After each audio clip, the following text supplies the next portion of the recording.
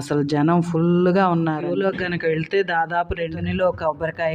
శివయ్య దగ్గరికి వెళ్దాం రండి. ఈ శివయ్యలో ఒంగోలులోని బాబా మందిరాన్ని రెండో షిరిడి అంటారండి. అలాంటి రెండో షిరిడిని ఇప్పుడు మనందరం చూద్దాము. గురువారం కాకుండా మామూలు రోజుల్లో అయితే అంత క్రౌడ్ ఉండదండి. ప్రశాంతంగా, చాలా ప్రశాంతంగా ఉంటుంది గుడి అంతా. కాకపోతే ఇప్పుడు గురువారము, గురు పౌర్ణమి కూడా వచ్చింది. అసలు జనం ఫుల్గా ఉన్నారండి.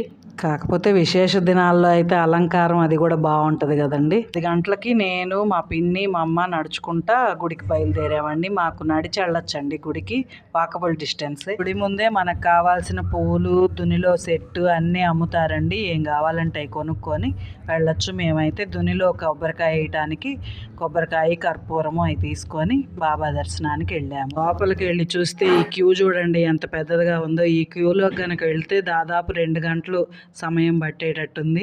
మా అమ్మ కానీ మా పిన్ని కానీ కొంచెం పెద్ద వయసు అండి, వాళ్ళ కాళ్ళు నొప్పులు, క్యూలో నుంచోలేము అన్నారు.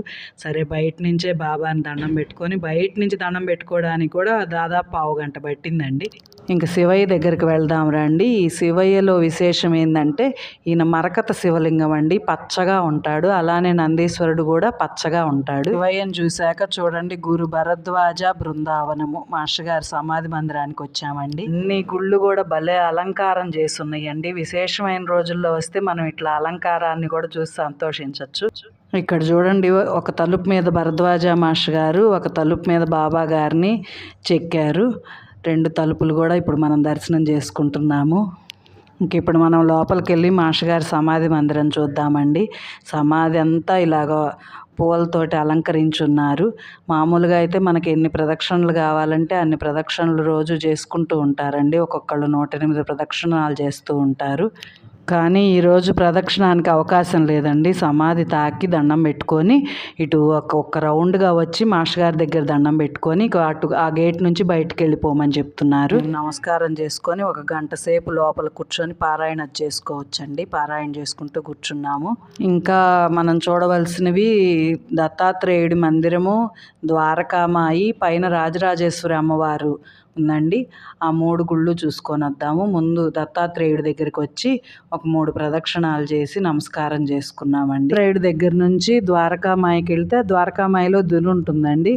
దుని ఈరోజు మూసేసి ఉంది. అంటే జనం ఎక్కువగా ఉంటానా కొబ్బరికాయలు ఎక్కువైపోయి దుని మూసేశారు. పక్కనే ఒక టబ్బు లాంటిది పెట్టారు. అక్కడ మనం కొబ్బరికాయ వేస్తే తర్వాత వాళ్ళు దునిలో వేస్తారనమాట. ఇక దుని చుట్టూ తిరగటానికి కూడా భలే క్రౌడ్గా ఉంది. ఇక్కడ చూడండి, దీపాలు వెలిగించారు. దత్తాత్రేయుడి దగ్గర ఉదంబర వృక్షం ఉంది. ఆ వృక్షం చుట్టూ అందరు దీపాలు వెలిగించి నమస్కారం చేసుకుంటారండి. దర్శనం అయిపోయి ఇక బయటకు వచ్చామండి. మధ్యాహ్నం 12 అవుతుంది, భోంచేద్దామని. బయట భోజనానికి ఒకవైపు బఫే పెట్టారు, ఒకవైపు సిట్టింగ్స్ పెట్టారండి. కాకపోతే నేను ఈ వీడియో గుడికి వెళ్ళేటప్పుడు తీశాను కాబట్టి ఇంత ప్రశాంతంగా ఉంది. ఇట్లా స్టాల్స్ లాగా 6 స్టాల్స్ పెట్టారంటండి. 10-10:30 కల్లా అన్నీ సిద్ధంగా చేసి పెట్టుకొని 10:11 భోజనాలు స్టార్ట్ చేసేసారండి. ఇంటికి బయటకు వచ్చేసి బఫేలోకి వెళ్లకుండా సిట్టింగ్స్లోకి వెళ్ళి కూర్చొని ప్రశాంతంగా భోంచేసామండి. ఈ వీడియో మీకు నచ్చినట్టయితే లైక్ చేసి సబ్స్క్రైబ్ చేసుకోండి. ఇలాంటి పెద్ద వీడియోలు ఇంకా ఎన్నో చేయగలను. ఓం సాయిరామ్.